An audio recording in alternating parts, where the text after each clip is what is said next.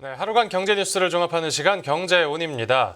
팀원과 위메프가 법원에 제출한 자구안이 채택되지 않으면서 자율 구조조정 계획이 무산됐습니다. 이제 추석 연휴 전까지 회생 절차에 들어갈지 여부를 놓고 법원 판단을 기다려야 하는 상황인데요. 이번 사태로 피해를 본 채권자들은 한 푼이라도 건지기 위해 이 회생 절차를 밟는 쪽으로 의견들을 개진하고 있습니다. 그 관련 내용 홍 기자의 뉴스 포인트에서 바로 만나보겠습니다. 지금 자리에 홍경표 기자 나와 있습니다. 안녕하십니까? 안녕하세요. 네, 지금 자율 구조조정 연장에 실패하면서 결국 팀원과 위메프가 파산할지 말지는 이제 법원 판단에 맡겨지게 됐네요. 네, 이 팀F의 향후 운명을 현재 법원이 쥐고 있는 상황인데요. 앞서 서울회생법원은 지난달 30일에 회생 절차 협의회를 열어서 이 채권자들이 만족할 만한 수준의 자구안을 마련하지 못했다면서 팀원과 위메프의 이 자율 구조조정 지원 프로그램 ARS를 이제 연장하지 않기로 했습니다. 네. 이 ARS라는 거는 이제 회생 절차 개시 결정에 앞서서 채무자와 채권자 사이에서 이 자율적인 구조조정 협의가 원활하게 이루어지도록 법원이 이제 지원하는 제도인데요. 결국 ARS엔 도달하지는 못하는 것이죠.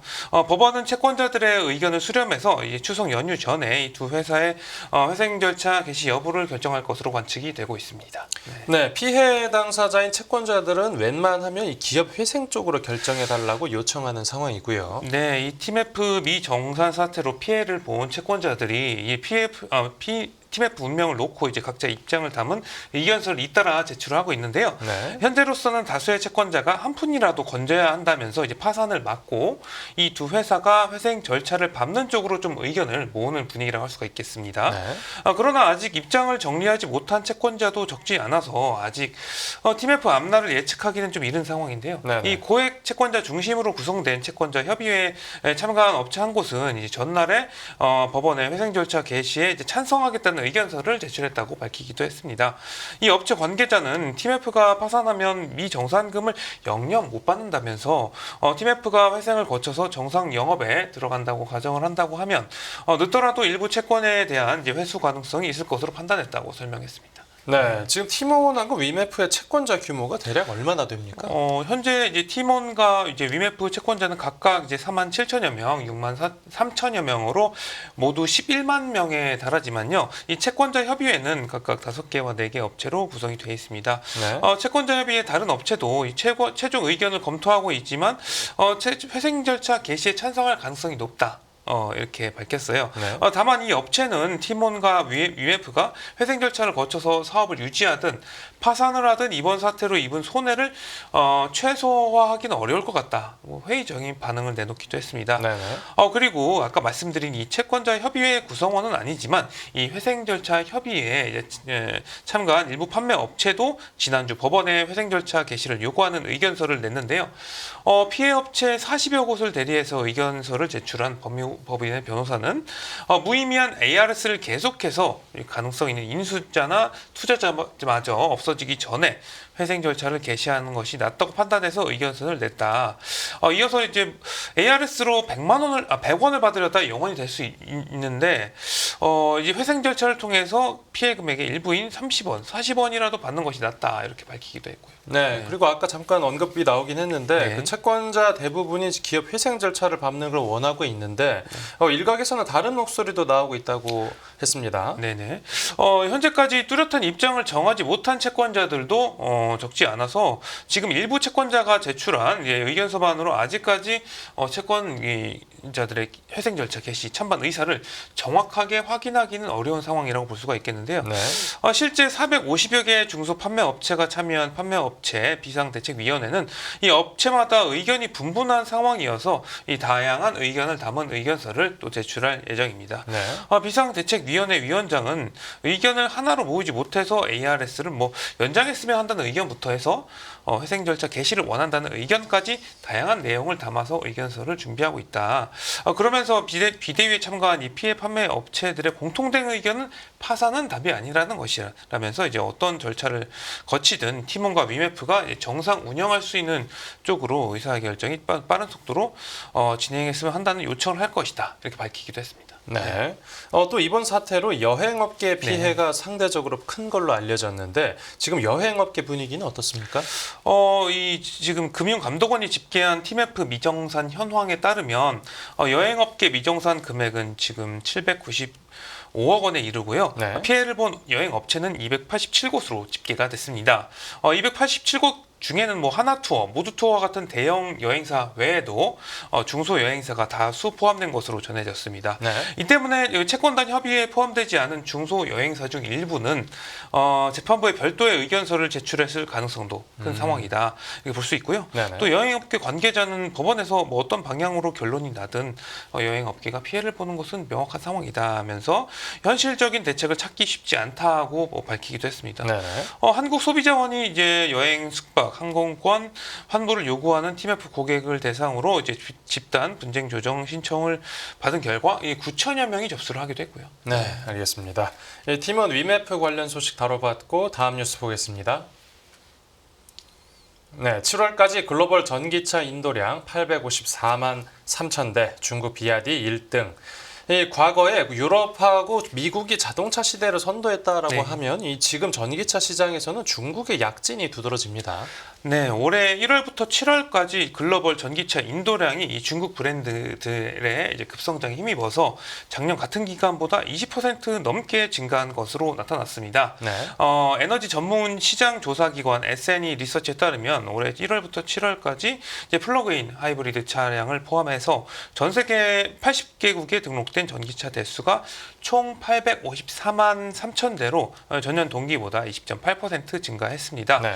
주요 그룹별로 전기차 판매 대수를 보면 이 중국 업체들의 성장세가 상당히 무섭습니다. 네. 1월부터 7월 기준 1위 비아디는 184만 1천 대를 판매하면서 작년 동기보다 25.7% 증가했습니다. 네. 비아디는 중국 시장을 중심으로 친환경차 브랜드 덴자와 럭셔리 브랜드 양왕 등을 통해서 이 포트폴리오를 확장을 하고 또 시장을 장악해 왔습니다. 예. 그리고 유럽과 아세안, 남미 등 이제 현지 완성차 업체의 전동화 속도가 느린 지역에서는 이 가격 경쟁력을 앞세워서 시장을 또 선점하고 있고요. 미국과 유럽 등에서는 이 관세 장벽을 우회하는 투트랙 전략으로 이 전방위적인 글로벌 시장 공략에 나서고 있는 모습입니다. 지역별로 또 보면은 지역별 인도량 순위에서도 중국이 61.5%의 점유율로 압도적인 1위를 유지하고 있고요.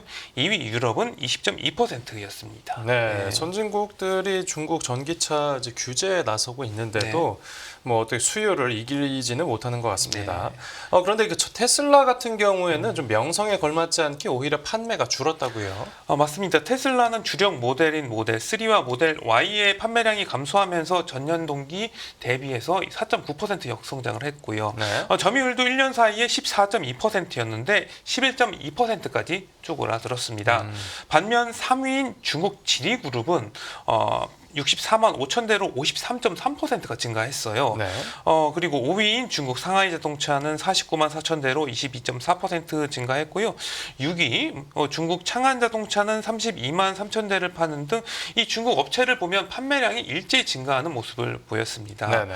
4위 폭스바겐 그룹과 파리 스텔란티스 그룹, 9위 BMW 그룹 등 이 미국과 유럽 회사들 같은 경우는 소폭 감소하거나 이제 증가하는 모습을 나타냈고요. 네. S&E 리서치는 이제 미국과 유럽 등 주요 지역에서 중국산 전기차에 대해서 관세를 높이면서 자국 자동차 기업과 배터리 기업들의 경쟁력 확보를 위해 노력은 하고 있지만 이는 오히려 이제 중국 업체들이 이 남미와 동남아 지역의 어떤 신흥 시장을 선점하는 원동력으로 작용하고 있다 이렇게 분석하기도 했고요. 네, 그렇군요. 또 우리 기업들 같은 경우에는 네. 순위가 어디에 자리를 잡았습니까? 현대차 그룹 같은 경우는 7위에 올랐는데요. 이제 작년 동기보다 3.7% 줄어든 31만 2천 대를 판매했습니다. 네. 다만 이제 기아의 EV9의 글로벌 판매가 확대가 되고 있고 신차 EV3의 인기 몰이 등으로 전체 판매량이 빠르게 성장세로 돌아설 것으로 이제 S&E 리서치는 전망했고요. 네, 알겠습니다. 이 자동차 업계 소식 들어봤고 다음 뉴스 보겠습니다. 네, 수요 약화 우려에 유가 1년 내 최저. 지난달에 이어서 이번 달 들어서도 월 초부터 미국 경기 침체 우려가 다시 불거졌는데 국제유가도 여기에 맞춰서 약세를 보이고 있습니다. 네, 국제 유가가 산유국들이 자발적 감산 이제 중단 계획을 이제 연기할 것이라는 어떤 소식에도 수요 약화 우려를 잠재우지 못하고 전날의 하락으로 이어가서 1년여 만에 지금 최저 수준까지 밀리는 모습이었습니다. 네. 네, 글로벌 벤치마크인 이제 브렌트유 11월 인도분 가격을 보면 이날 1.42% 하락한 배럴당 72.7달러에 마감을 했어요. 이는 종가 기준으로 작년 6월 하순 이후에 가장 낮은 수치라고 볼 수가 있겠습니다. 네. 그리고 서부 텍사스산 원유 WTI 10월 인도분도 1.62% 하락한 배럴당 69.2달러로 거래를 마쳤는데 이 WTI가 종가 기준으로 70달러를 밑돈 것은 이제 작년에 12월 13일 이후 처음이라고 볼 수가 있겠습니다. 네. 이 간밤에 이제 오펙 국가와 러시아 등 비오펙 산유국들로 이루어진 오펙 플러스가 이 다음 달부터 계획됐던 이 증산 계획을 철회하는 합의에 뭐 이제 근접했다고 밝혔으나 유가의 어떤 추가 하락을 막지는 못했습니다. 이 사우디아라비아와 러시아가 이끄는 오펙 플러스는 유가 지지를 위해서 2022년 이후에 시행해온 이제 자발적 감산을 단계적으로 중단을 하면서 네. 다음 달 하루 18만 배럴을 이제 증산할 계획이었고요. 그리고 이제 중국과 미국 경제 지표가 부진하면서 주요 소비국들의 석유 수요에 대한 우려가 또 커졌고요. 내년에 생산 과잉 전망까지 더해지면서 결국 약세로 유가가 장을 마쳤습니다. 네. 그리고 지금 지난주 석유 생산을 급격하게 줄였던 리비아와의 분쟁이 또 해결 조짐이 보이는 점도 유가 약세를 부추겼다고 볼 수가 있겠고요. 이로 인해서 이제 뉴욕의 휘발유 선물도 전날인 이제 3일 11%나 하락해서 2021년 12월 이후에 최저치를 기록하기도 했습니다. 네네. 이 통화정책 전환기를 앞두고 국제유가가 네. 물가에 미치는 영향이 작지 않으니까 좀 예의주시할 수밖에 없는데 네. 이 앞으로의 유가 전망은 어떻게 나오고 있습니까?